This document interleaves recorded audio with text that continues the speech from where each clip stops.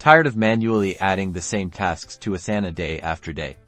Let's automate those repetitive activities and reclaim your time by setting up recurring tasks. First, locate the Add Task button within your Asana project or list. It's usually at the top or bottom, depending on your view.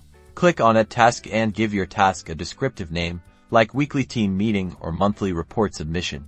Now, click on the due date field. A calendar will pop up. Select the initial due date for your task. Right below the date, you'll see a repeat drop-down menu. Click on it. This is where the magic happens. Asana offers several frequency options: daily, weekly, monthly, or yearly. Choose the one that best fits your task's repetition schedule. For more control, select Custom. This allows you to specify particular days of the week or a specific day of the month. For example, you can set a task to repeat every Tuesday and Thursday.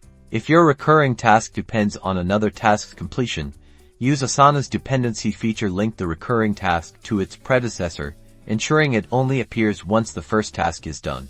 Check your project calendar view to visualize your recurring tasks and ensure they align with your overall schedule. Adjust as needed. And that's it.